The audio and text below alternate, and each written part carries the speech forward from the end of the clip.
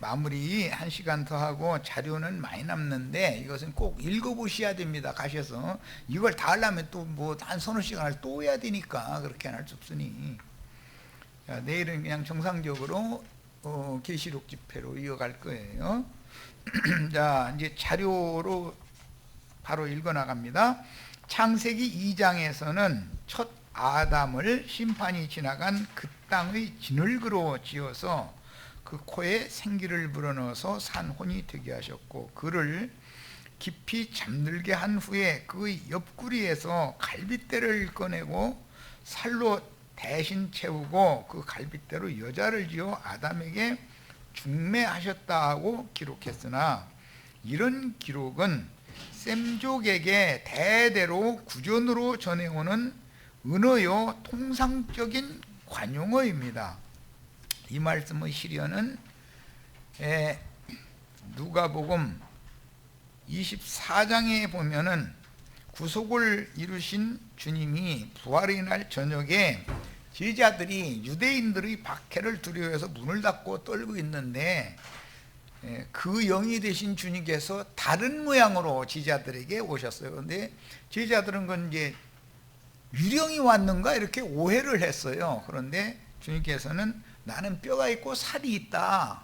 그래서 창세기 2장에 뼈 중의 뼈, 살 중의 살이라는 이제 그 말씀의 실현을 어떻게 하는가를 이제 보여주셨는데, 그것은 부활하신 예수님은 뼈이고 제자들의 모임은 살이다 이거예요. 그러니까 남편과 아내가 그렇게 만나야 되는 거예요.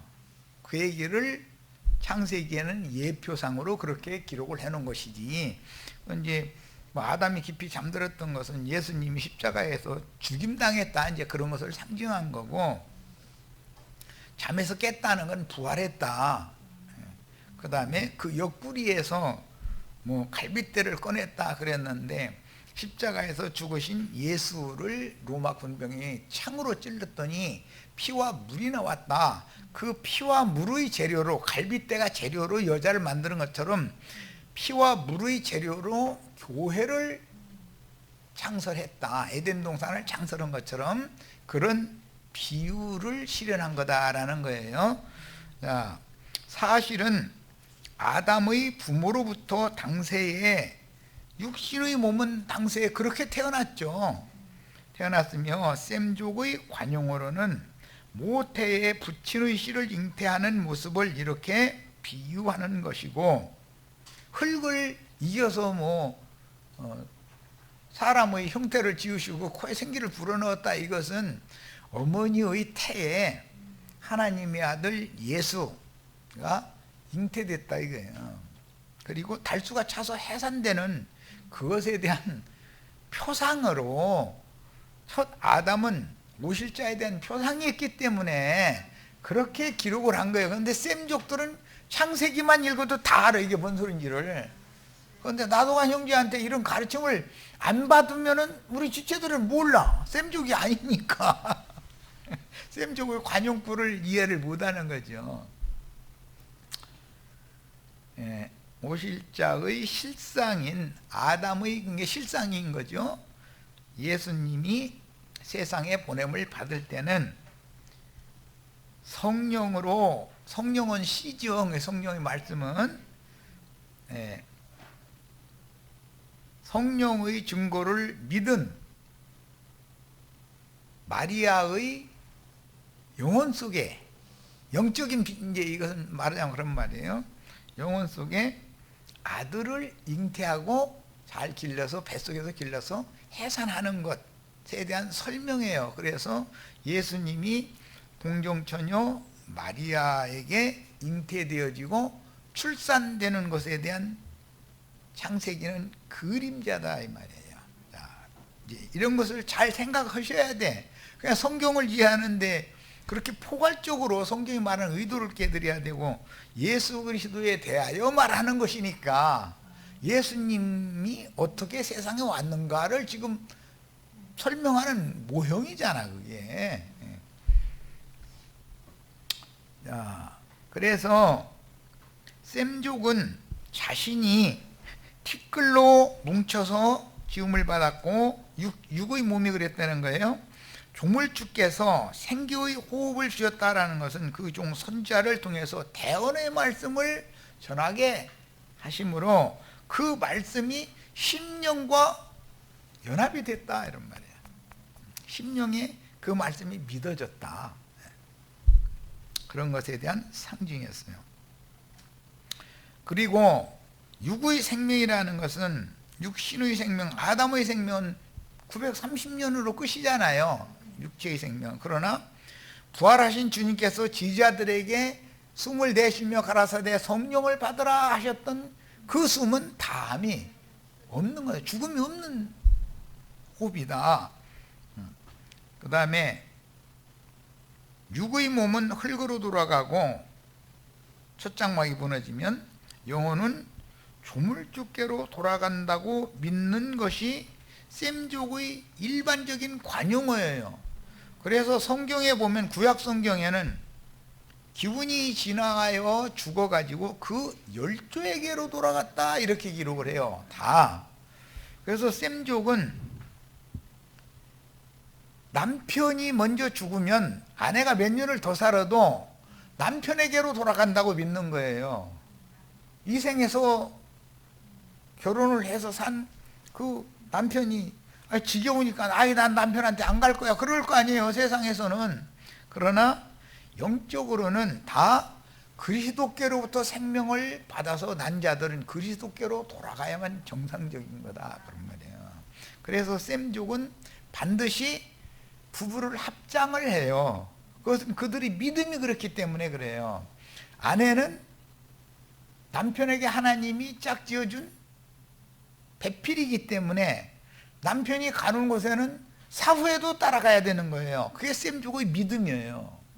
그래서 무덤은, 셈족의 무덤은 부부를 합장을 하는 그런 관례를 행하는 거예요. 이런 것 그들이 생활이었어요. 그러니까 이런 거에 대해서 이해를 하셔야 돼.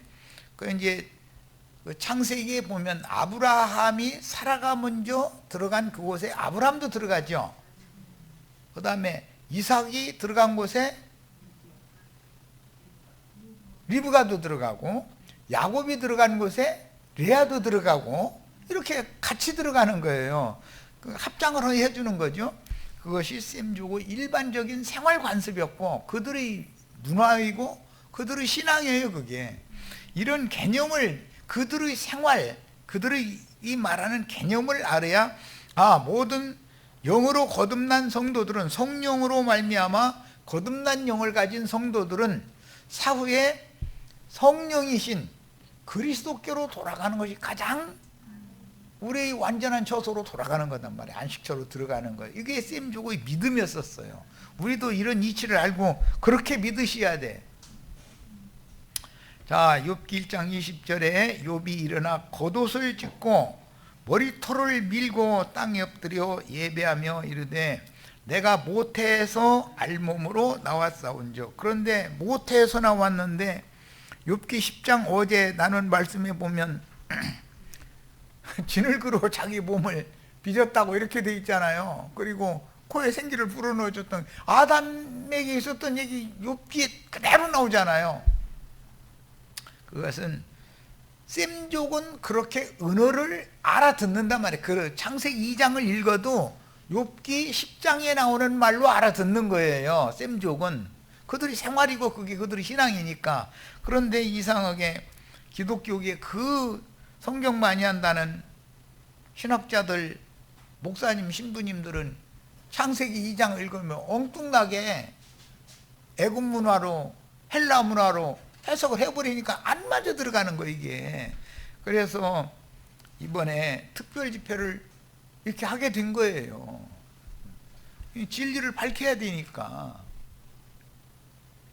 셈족은 이 장막이 무너지면 자신의 열조에게로 돌아가며 아내는 남편에게로 돌아간다고 철저하게 믿었으므로 대부분 남편과 아내를 합장했어요. 이 생에서 하나님이 배필로 정해주셨으면 사후 영원 세계에 가도 영원히 배필이다라는 것이 그들의 신앙관이에요.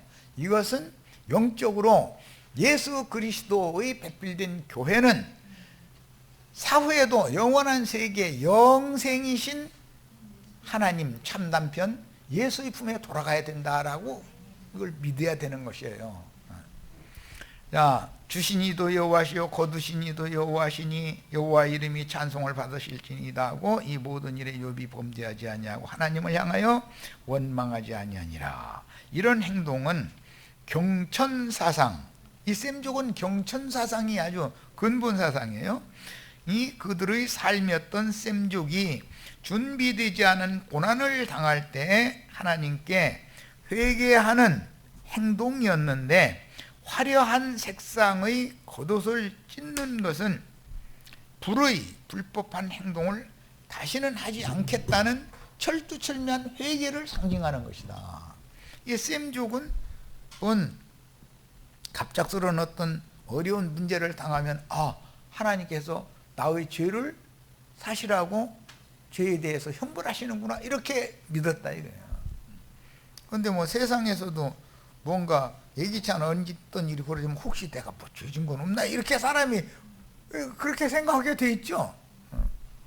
셈족인 아람 족속이 머리털이나 수염을 미는 행위는 내가 너무 교만하게 살았다는 뉘우침이고, 티끌을 날리며 가슴을 치면서 티끌에 앉는 행위는 위대하신 하나님 앞에 나는 너무도 미약한 존재이니 나를 용서해달라라는 뜻이었습니다. 그게 셈족은 통산적으로 그런 행동을 했었던 거예요. 자, 욥기에 알몸으로 나왔다 그랬는데 적신으로 나왔다 이러죠. 이것은 핏덩이의 알몸으로 낳는다. 애기 나올 때는 핏덩이가 나오는 거잖아요. 엄마의 모태에서 피 묻혀가지고 나오잖아요. 왜 그래요? 그 아이가 태어날 문 좌우 인방에다가 피를 발라놨기 때문에 피를 당연히 몸에 묻혀가지고 나오는 거예요. 이것은 그마저도 그건 비유다 이거예요. 예수의 핏부림을 받은 사람이 아니면 거듭난 사람이 아니다. 6월절부터 장막절까지 7절기가 있는데 모든 절기는 그리스도를 말하는 거예요. 그 6월절을 먹으려면 그리스도를 먹여야 되는 거죠. 욥의 친구들은 욥의 재난을 듣고 찾아와서 머리에 티끌을 뿌리며 슬픔을 표했는데, 욥이 평소와 같이 당당하여 자신들과 경쟁하던 그런 모습이 아니었으므로 무어라 조문하고 위로의 말을 해야 할지를 모르고 다만 7일 동안이나 낮과 밤을 같이 지내면서 애도하는 척하며 욥의 눈치만 살피고 있었습니다. 그들이 처음 욥에 대한 소식을 듣고 와서 욥을 만났을 때는 셈족의 종교적인 습관대로 일제히 소리질러 애곡하며 자기의 겉옷을 찢고 하늘을 향하여 티끌을 날려서 형식을 갖추는 슬픔을 표시했습니다. 우리 셈족이기 때문에 자기 친구의 부모님이 예를 들어서 타계하셨다. 그러면 상청에 가면 꼭꼭 우는 어이 곡을 해야 되는 거예요. 그런데 지금은 이제 그런 걸 못하게 하죠. 나라의 법에서. 그건 너무 형식이고 치우친다 이제 이래가지고 그냥 국화나 한 송이 드리고 이제 이런 게 참 잘하는 건데, 셈족은 친구의 슬픔이 내 슬픔이고 친구의 아버지가 내 아버지다라는 뜻이었단 말이에요. 그러는 거예요. 그러니까 친구의 부모님이 돌아가시면 반드시 가서 애곡을 하는 거예요. 그 상청에 가서는 그냥 절구뻑하는 게 아니에요. 그게 셈족의 문화단 말이에요. 그들의 신앙이에요, 그게. 그러니까 친구는 나와 같은 것으로 보는 거예요. 그래서 예수님이 그런 셈족의 문화 때문에 제자들 보고 너희는 나를 주라고 그러는데 나는 너희를 종으로 여기지 않고 이제부터 친구로 여긴다. 그 말은 예수님이 당한 슬픔은 제자들이 당한 슬픔이에요. 제자들이 당한 슬픔은 예수님 똑같이 당한 슬픔이 되는 거예요. 그런 개념이에요. 친구에게는 못 털어놓는 것이 없잖아요. 부모는 속여도 친구는 안 속이는 것이거든. 너 어디 아가씨 새긴다 그러면은 친구한테는 얘기해 놓거든.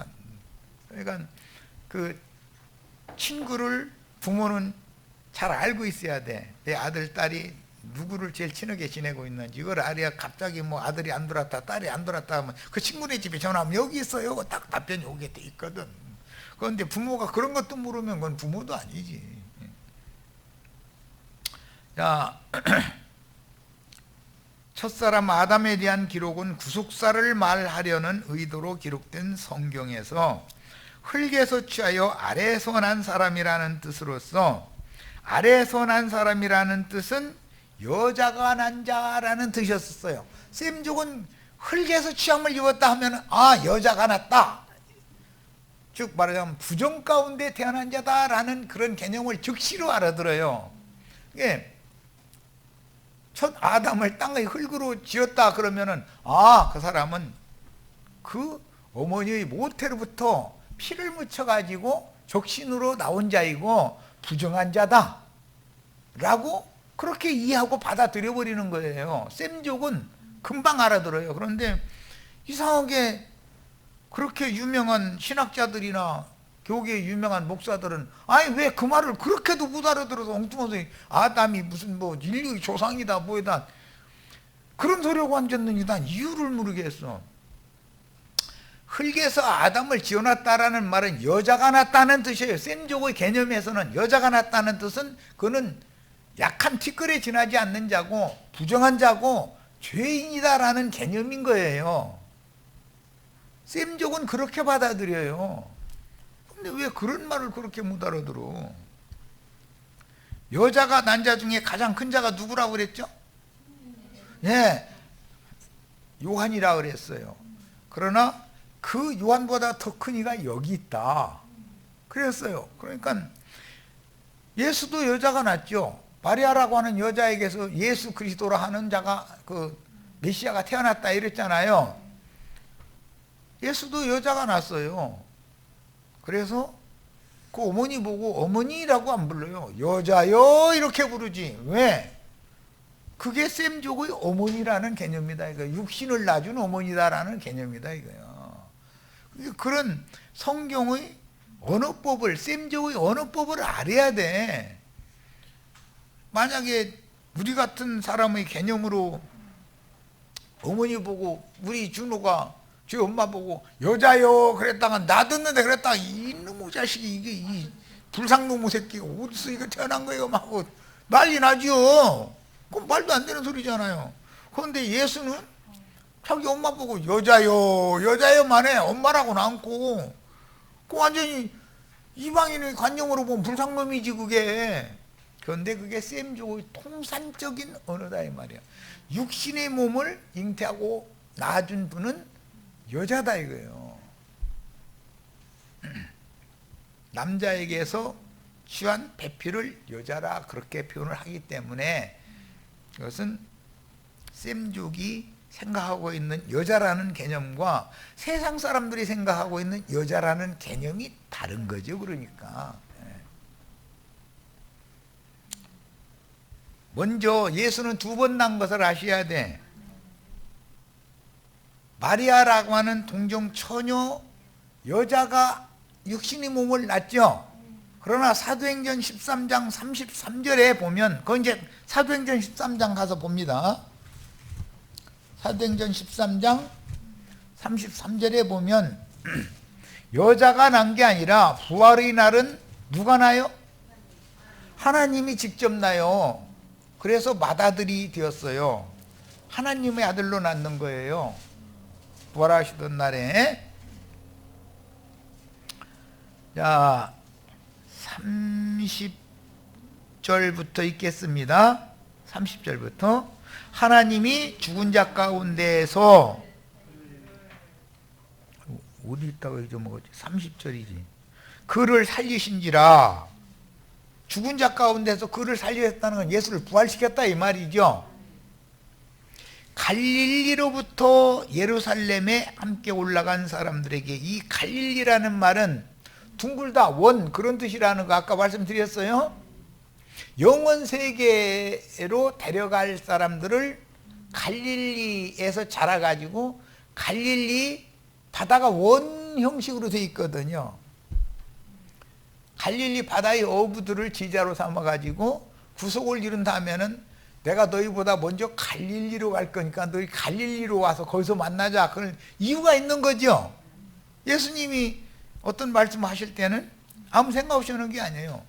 그것은 시작도 없고 끝도 없는 영원 세계에서 만나자, 그런 뜻이었어요. 제자들은 금방 알아들어, 셈족은 이게 뭔 말인지. 그런데 갈릴리라는 것은 시작도 없고 끝도 없는 둥근 먼이라는 뜻이에요.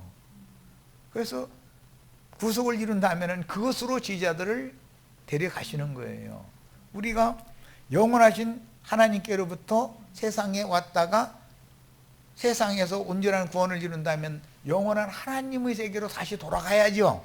그러면 시작과 끝이, 거듭나는 건 시작이고 신부성에, 영원한 성에 들어가는 건 완성인데 만나는 거잖아요. 거룩한 성에 영원하신 하나님 안에서 만나는 거예요. 이런 것이 성경이 말하고자 하는 의도다 이거예요. 자, 이제 더 읽어나가겠습니다. 31절. 갈릴리로부터 예루살렘에 함께 올라간 사람들에게 여러 날 보이셨으나 그들이 이제 백성 앞에서 그의 증인이라. 우리도 조상들에게 주신 약속을 너희에게 전파하노니, 곧 출처 넣습니다. 하나님이 예수를 일으키사, 인자 예수가 부활된 거죠. 다시 산 거죠. 우리 자녀들에게 이 약속을 이루게 하셨다 함이라. 시편 2째 편에 기록한 바와 같이 너는 내 아들이라. 이건 하나님이 하시는 말씀이죠. 부활하신 예수, 너는 내 아들이라 오늘 너를 낳았다. 인자 예수를 낳은 것과 부활로 말미암아서 하나님이 직접 맏아들로 낳은 것이 두 번 낳는 거죠. 예수를 한 번 낳고 그리스도로 또 한 번 낳아야 된다 이 말이에요. 우리가 육의 부모에게 먼저 한 번 낳고 성령으로 영이 거듭나야 되는 거예요. 자, 두 번 낳아야 돼, 반드시. 기본적으로 이런 진리는 알아야 된단 말이에요. 예수님이 부활의 날에 맏아들로 나셨기 때문에 우리는 예수님의 동생들이죠. 그래야 한 아버지께로부터 낳은 한 생명을 받은 형제라는 말이 이해가 되는 거잖아요. 그런데 신부님, 목사님들은 형제는 평신도, 자기네들은 성직자, 특별한 사람들, 이렇게 이해를 한다 이거예요. 우리 고자매님이 거룩한 신부님이나 유명한 목사님한테 형제님 이랬다가는 감히 주의 종한테 하고 눈에 쌍심 지켜버려 대뜸. 그러니까 그들은 하나님의 아들이 아닐 수도, 자신이 스스로 하나님이, 나는 하나님의 아들이라고 믿지 않는 거죠. 예수 함께 부활된 사실이 없는 사람들이에요. 이 말이 얼마나 중요한지 아셔야 돼. 형제라고 하는 말이 이게 얼마나 중요한 말인지를 아시라고 얘기한 거예요. 예. 자, 자료의 4페이지로 갑니다.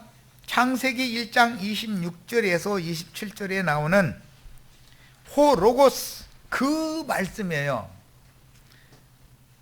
말씀이신 하나님의 말씀으로 나아진 둘째 사람인, 히브리어로 스트롱 넘버 120번, 이게 아담이라는, 사람이라고 번역이 되지만 아담이라는 뜻이요. 아담이라는 뜻은 붉은 흙이라는 뜻이에요. 자, 인자로 오신 예수가 창세기 1장 26절 27절에 이미 소개되고 있고, 2장의 아담 똑같아요. 120번에 흙이라는 뜻이에요. 그 아담은 오실 자에 대한 표상이지 실상이 아니다. 실상은 창세기 1장 27절에 나오는 하나님이 자기 형상대로 사람을 창조하실 때 남자와 여자를 창조했다 할 때 거기 나오는 그 남자가 예수 그리스도에 대한 실상이다 이 말이야. 이제 이해하셨죠? 자,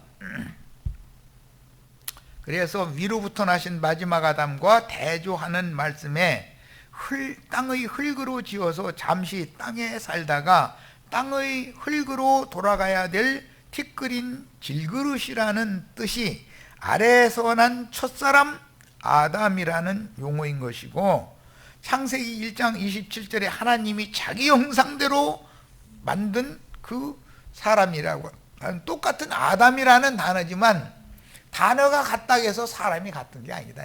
창세기 1장에 나오는 그 사람은 예수 그리스도에 대한 실상을 말하는 것이고, 창세기 2장에 나오는 아담은 오실 자에 대한 표상을 말하는 것이단 말이야. 뭔 말인지 아셨죠?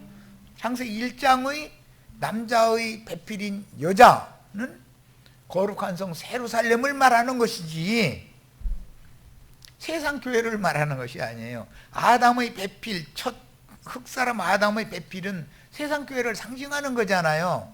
그러니까는 타락하는 거잖아요. 자, 첫 번째 사람이라는 용어는 땅에서 난 사람인 여자가 난 사람이다 라는 뜻이에요. 성경에서 다윗의 시에 보면은 다윗의 어머니가 거룩한 가운데에서 다윗을 잉태했다 했어요? 부정한 가운데에서 잉태했다 했어요? 여자가 낳았다는 말은 세상 말로 부정을 타고났다 그 말이에요. 하나님이 보시기엔 거룩한 사람이 아니에요. 그래서 두 번째 낳는 것이 반드시 필요한 거예요. 육의 생명을 대표하는 육신의 피는 부정한 피다 이거예요. 부정한 생명이라는 것이죠. 비유예요. 자, 욥기 5장 6절로 8절, 재난은 티끌에서 일어나는 것이 아니며 그랬는데 인생에게 닥치는 재난을 의미하는 말이에요. 고생은 흙에서 나는 것이 아니니라. 이게 셈족들이 사용하는 관용구예요. 사람은 고생을 위하여 났나니 그랬는데 아래에서 난 흙사람은 고생을 위하여 나지만 성령으로 말미암아 거듭난 영, 둘째 사람, 거듭난 속사람은 영광을 위하여 낳는 거예요. 그렇죠? 그 로마서에 보면 주님께서 거듭난 우리는 이미 영화롭게 하셨다 이렇게 돼 있어요. 그렇죠? 고생을 위하여 났나니 불꽃이 위로 날아가는 것 같다. 불꽃이 위로 날아가는 것 같다라는 것은 나무, 인성은 제단불에 태워지는 것이고 위로 올라가는 건 화염이 올라가고 연기가 올라가고 냄새가 올라가고 그러죠. 그것이 셈족의 제사법이에요. 그런데 가장 중요한 것은 이 불꽃이라는 용어예요. 오바댜서에 보면 유다 족속은 불이 되고 요셉 족속은 불꽃이 된다 이랬어요. 그 불꽃이 된다는 뜻은 지천사로가 되어져서 위에 계신 하나님께로 올라간다 그런 뜻이에요. 이게 셈족의 관용구예요. 이게 그들은 이런 말하면 이게 뭔 말인지 금방 알아요. 자, 그래서 이 예언의 말씀이 이루어진 사람이 대표적으로 에녹과 엘리야예요. 에녹은 그 당시에 라멕이라는 세대와 같은 세대 사람인데 그 라멕의 박해를 받아서 순교당했단 말이에요. 육체로는. 그런데 그 영혼은 불꽃 천사가 되어져서 하늘에 계신 하나님께로 세상에서 그를 옮기셨다 이렇게 돼 있어요.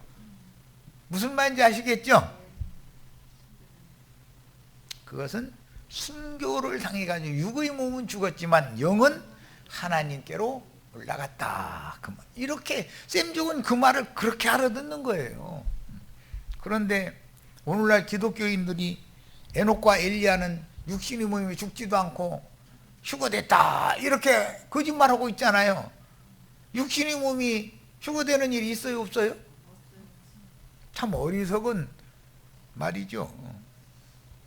나라면 하나님을 찾겠고 내 이 일을 하나님께 의탁하리라. 엘리바스의 인생관인데 셈족은 이 생에 잠시 살다가 본 곳으로 돌아가야 하는데 사람이라는 것은 겉사람도 있고 속사람이 있으니까 겉사람의 본 것은 근본된 토지로 돌아가는 것이고, 하나님의 호흡으로부터 온 속사람은 하나님의 영에게 데려감을 받아야 맞는 거다 이 말이야. 이해하셨죠? 사람은 혈과 육의 몸이 땅에 거하는 동안 하나님의 불로 고생하다가 무너질 때 화염이 되어 혼불이 위로 올라간다고 믿었으며, 그 대표자는 에녹과 엘리야의 순교와 승천을 의미한다. 우리도 에녹과 엘리야처럼 계시록에 나온 두 증인처럼 육의 몸은 죽지만 영혼은 우리에게 영원한 생명을 불어넣어 주신 예수님께로 가야 되는 것이 맞는 거죠. 예수님이 형제들이니까. 인간들의 한계인 시공 가운데에서는 첫사람 아담이 먼저인 것 같지만 실제로는 둘째 사람인 예수 그리스도가 아담 세계의 시작 전에 계셨고, 그 당시에도 만물이 존재했으며 악인들이 존재했다는 것과, 하나님은 새벽 빛에게 명하여 그 악인들을 땅에서 떨쳐버리고 그들이 높이던 팔을 꺾어버렸다라는 것을 성경에 기록하고 있습니다. 그런데 이런 구절은 이상하게 목사들의 눈에는 안 들어와. 그 참 그 신기한 일이요. 땅에 기초를 놓을 때의 이야기잖아. 그거는 왜 그거는 그렇게 모르는지 모르겠어. 다만 태초 창조로부터 시작하여 그런 사건이 일어났던 당시까지 기간을 구태여 태초에 하나님 천지를 창조하신 후에 뭐 5억만 년이 지난 다음에 이런 일을 했다, 이렇게는 안 내놓는 거예요. 그러니까 우리는 그 기간이 얼마인지, 창세기 1장 1절과 2절 사이의 기간이 얼마가 지나갔는지는 우리는 모르죠. 한 덩어리로 되어 있던 땅덩어리가 8조가리로 쪼개지고 뭐 천하의 물을 한 곳으로 모이고 해를 봉하여 얼음바다가 되게 해서 빙하시대가 왔고, 큰 용이라고 하면 공룡시대, 뱀이 큰 모습으로 나타나는 게 공룡이잖아요. 공룡시대가 있었었다, 이런 거 우리는 몰라요. 그냥 그런 화석이나 뭐 이런 걸 가지고 과학자들이 연구해서 발표할 뿐이고, 그 뭐 무슨 뭐 5억만 년이 됐느니 뭐니 해서 하는데, 그런 거고 나는 5억만 년인지 뭔지 난 그거 관심도 없어. 아, 오래전에 그런 일이 있었는가 보다 이러고 말지. 자, 욥기 10장 8절로 12절, 어제 미리 읽었던 구절이에요. 주의 손으로 나를, 사실은 나의 몸을 그 말이에요, 빚으셨으며, 이것은 진흙으로 빚은 거죠. 그리도 형상으로 빚어 새롭게 만든다는 게 뭔 뜻이라고요? 야곱을 바단 아람으로 보내가지고 막 주물럭 하면은 걸작품이 나오죠. 야곱이 걸작품 되면 뭐가 돼요? 이스라엘이 되는 거예요. 그래서 이기는 자들에게 나의 새 이름을 그 위에 기록하여 주리라 그랬던 거예요. 이제 이해가 다 되시죠? 성경이라는 게 일관적인 어떤 흐름이 있는 것이고, 하나님이 말하고자 하는 어떤 깊은 심중의 뜻이 있는 것이니까 그런 것이지, 무슨 신학 공부에서 지금 내가 특별집회 때 말씀 나누는 이런 것을 신학 공부에서 알 수 있는 문제가 아니에요. 이거는 지혜와 계시의 영이 임해야 되는 거예요.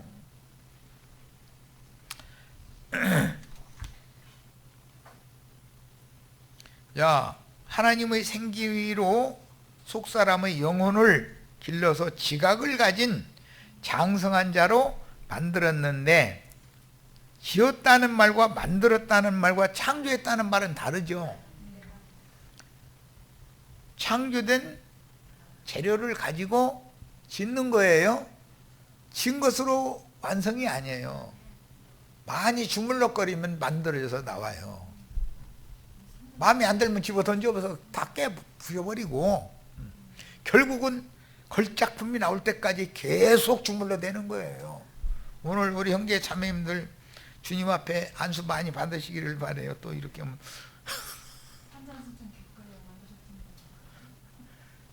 주님께서 당신의 형상과 모양으로 새로 창조하는 것이 뭔가를 아셔야 돼. 새로운 피조물로 창조해가지고 그 다음에 짓고 그 다음에 만들고 하는 그 3단계를 잘 이해를 하셔야 돼. 난 이 문제에 관하여 더 이상 할 말이 없어요. 성경에 이렇다라는 걸 가르쳐 줄 뿐이지. 욥처럼 교만해지시면 안 돼.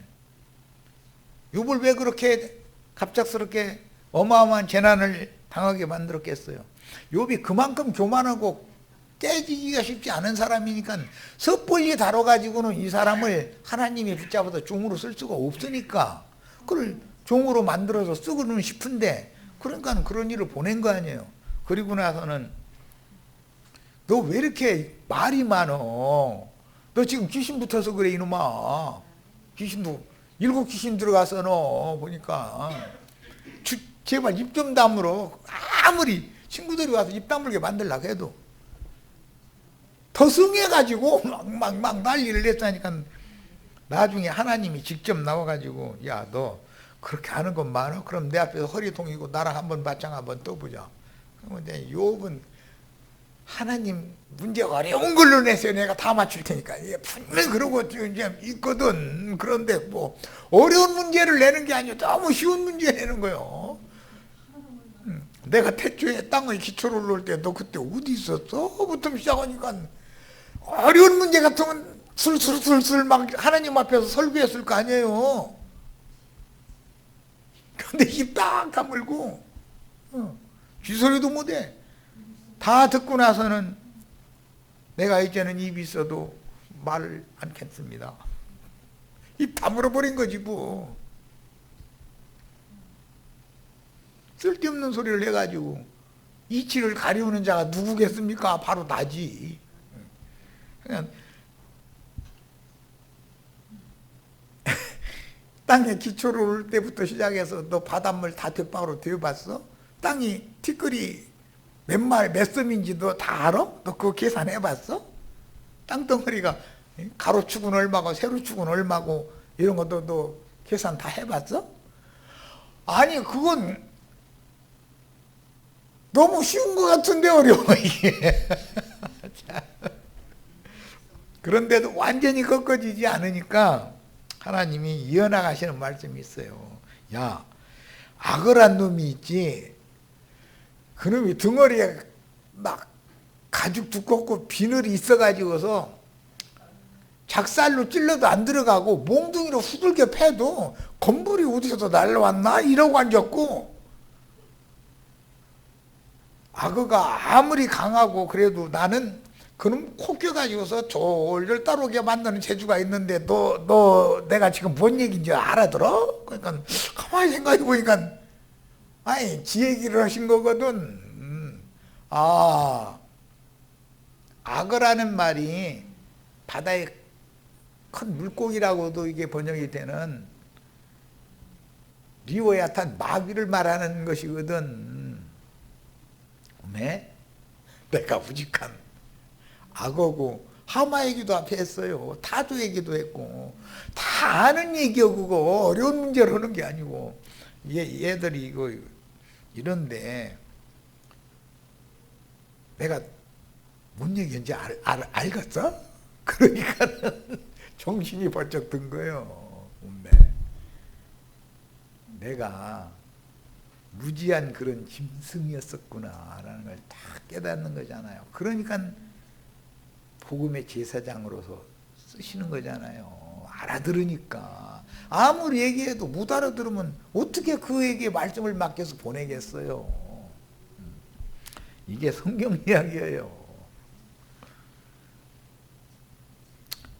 욥기 10장 9절 기억하옵소서 주께서 내 몸 지으시기를 흙을 뭉치듯 하셨거늘 다시 나를 티끌로 돌려보내려 하시나이까. 어제 말씀 미리 읽었던 말인데 주께서 자신의 몸을 지으실 때 흙을 뭉친 것 같이 지었다는 거예요. 그런데 모태에다가 핏덩어리를 엉기게 만든 것이지. 그랬죠? 어머니 뱃속에다가 하나님 흙장난해가지고 욥을 만들어놨다. 그 소리는 아니잖아 지금. 셈족은 창세기 2장 딱 읽으면은 이 말을 금방 욥기 10장 나오는 이 말로 그렇게 알아듣는다 이거예요. 셈족은. 그런데 유명한 목사님들은 영 못 알아들어. 아담은 인류의 조상이다 이래버려. 그럼 아담의 부모님은 누구요? 성경 분명히 너는 네 부모를 떠나서 네 아내와 합하여 한 몸을 이루어라 이랬는데 아담 부모가 있다는 거 아니요? 지금 당장 살아있으니까 그 부모를 떠날 수가 있는 거 아니요? 그럼 아담의 부모가 성경에 있다고 해놨는데 아담이 인류의 조상이다 이러면은 거짓말 치고 그렇게 엉터리 없는 거짓말을 했는데 기독교인들이 대부분이 형제회나 그걸 안 믿지. 기독교인들은 다 아담이 인류 조상이라고 철석같이 믿어버리거든. 나 만나시기 전에 우리 저 고자매님, 이자매님, 우리 김자매님 다 아담 인류 조상이라고 믿고 있었죠.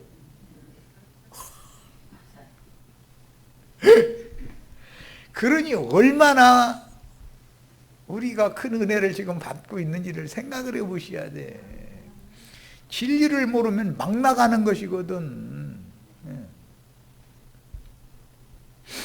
욥은 분명히 그의 부모를 통해서 세상에 태어났음에도 아까 이사야 64장에서도 읽었죠. 우리는 본래 질그릇입니다. 티끌이 지나지 않습니다. 이런데 주께서 우리를 질그릇으로 지었습니다. 그런데 우리 어머니 태 속에다가 그 찰흙 한 주먹 가지고 들어가가지고 여기서 막 공작품 만들어서 나 지어놓은 건 아니, 그 얘기는 아니잖아. 셈족의 은어를 알아야 돼. 셈족은 특히 그런 문제에 있어서는 언어를 사용을 한다. 감춰진 말을 하지만 그런데도 다 알아들어. 셈족은 자기네들끼리 그 정신 문화가 그렇기 때문에. 우리나라 사람들은 한국말 감으로 다 때려잡죠. 감으로. 문법적으로 정확하게 아는 건 별로 없어. 감으로 알으니까 우리나라 말 사용하고 사는 거지. 나 우리말 겨루기인가 그거 볼 때마다 야 우리나라 말 어렵다. 나 속으로 나 그거 느끼는만. 도대체가 맞출 수가 없어 나는. 창세기 2장 7절로 8절 여호와 하나님이 땅의 흙으로 사람을 지으시고 생기를 그 코에 불어넣으셨다. 이 말은 모태에 피를 옮기게 한 다음에 어머니의 숨을 탯줄을 통해서 그 사람의 폐장, 기관지로 속여서 공기를 마셔야 산다. 이게 애기가 공기 못 마시면 죽는 거죠. 그게 어머니의 숨을 나눠 마시는 거예요. 어머니의 음식 먹는 영양분을 같이 먹고 있고 그런 얘기지. 무슨 차를 이겨가지고서 뭐 사람 지어놓고 막 이런 얘기를 해석해 버렸다가는 그건 말도 안 되는 소리예요. 아담이라는 사람이 정상적으로 그 부모를 통해서 태어났고 그 다음에 여자를 지어줬을 때는 청년이 돼서 장가들 때가 된 거예요. 하나님이 이상한 짓을 하는 하나님 믿지 마셔. 매사를 정상적으로 처리를 하는 거예요. 정상을 벗어나는 일은 안 하셔요. 하나님은. 기독교계는 툭하면 이적기사 이러는데 참 그 사람들 만나면 사람 죽어 이놈 뭐고. 이적기사 좋아하는 사람 예수 안 믿는 거예요. 못 믿어요. 가장 정상적인 방법으로 사람들을 구원할 자 구원하시고 깨우쳐 주셔야 되는 자는 깨우쳐 주시고 신부성에 데려갈 수 있는 자격을 얻도록 길러놓고 양육한다 이거예요.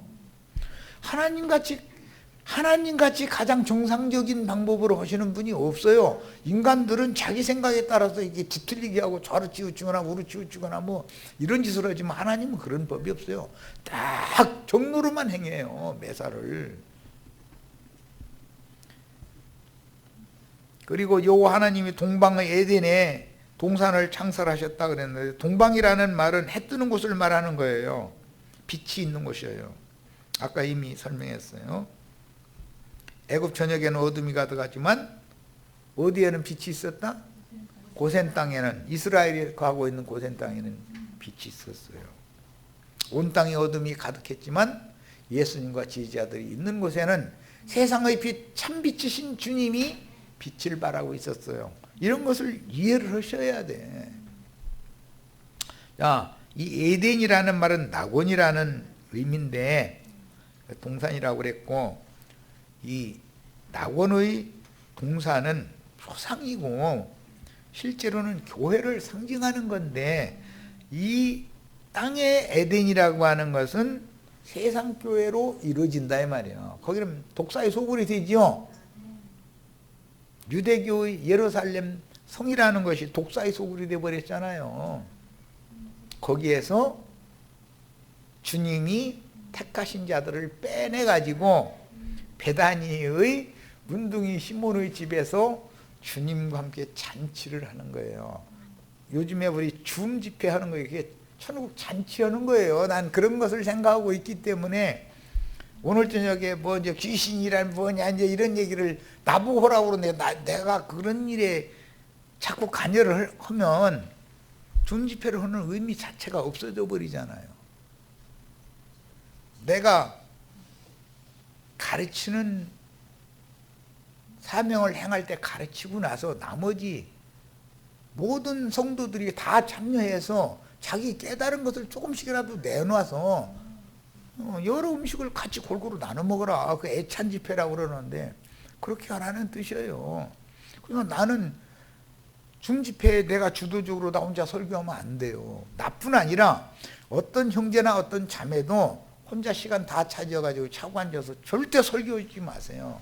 그럼 만약에 그 설교가 100% 맞다는 보장이 어디 있어? 거짓말을 만약에 거기 섞어서 했으면 어떻게 할 건데, 뒷책임 어떻게 질 거예요? 그러면 안 되죠. 고린도전서 14장 찾아 읽고 마치겠습니다. 시간이 됐기 때문에 남은 부분은 다 꼭 읽어보셔야 돼. 이제 시간 내에 나 이제 집회를 마쳐야 되기 때문에 고린도전서 14장, 성경이 말하는 교회로 모여서의 집회는 어떻게 하는가가 이미 성경에 말씀에 이렇게 되어 있으면 성경대로 해야죠. 말씀대로 해야 돼요. 우리는. 자, 고린도전서 14장 후수까지 넘어갔어. 14장 26절부터 읽어나갑니다. 그런즉 형제들아 어찌할까? 너희가 모일 때라는 건 교회로 회합을 갖는다 이 말이죠. 각각 찬송시도 있으며 가르치는 말씀도 있으며 계시도 있으며 방언도 있으며 통역함도 있나니 모든 것을 덕을 세우기 위해서 해라. 누구 잘난 체 하려고 하는 게 아니에요. 교회 집회라는 거는. 만일 누가 방언으로 말하거든 두 사람이나 많아야 세 사람이 차례를 따라서 하고 한 사람이 통역할 것이요. 만일 통역하는 자가 없으면 교회에서는 잠잠하고 자기와 하나님께 말할 것이요. 주의 성령께 깨닫게 해달라고 기도해라 이 말이겠죠. 예언하는 자는 둘이나 셋이나 말하고 다른 이들은 분별할 것이요. 만일 곁에 있는 다른 이에게 계시가 있으면 먼저 하던 자는 잠잠할지니라. 너희는 다 모든 사람으로 배우게 하고 모든 사람으로 권면을 받게 하기 위하여. 이게 교회 집회인 거예요. 하나씩 다 예언을 할 수가 있어요.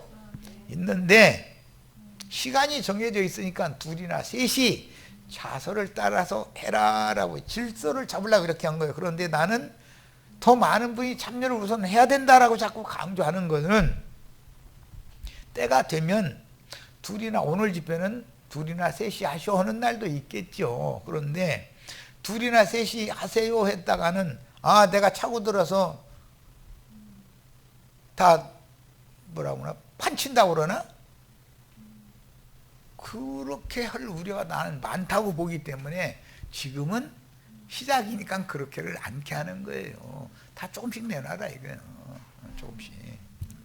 그러나 이제 앞으로는 뭐 5분이나 10분 가지고 난 시간이 너무 짧아서 조금 권리가 더 있는데요. 그럼 그때는 분량이 있기 때문에 그럴 것이고 지금부터 그렇게 하면 버르쟁이가 되면 안 된다 이거예요. 이거는. 자, 그 다음에 목적은 모든 사람으로 배우게 하고 모든 사람으로 권면을 받게 하기 위하여 하는 거예요. 그런데 하나씩 하나씩 예언할 수 있느니라. 예언하는 자는 의 영은 예언하는 자들에게 제재를 받나니 하나님은 무질서의 하나님이 아니요 오직 화평의 하나님이라. 그런데 목사 혼자 설교하면 누가 제재할 수 있어요? 없어요? 목사님 그만하세요. 오늘 설교 말씀 중에 이런 건 성경은 안 맞는데요. 만약에 따졌다가는 쫓겨나요. 그 자리에 앉혀 놔둬요. 예, 여기까지도 마칠 겁니다. 자, 마칩니다.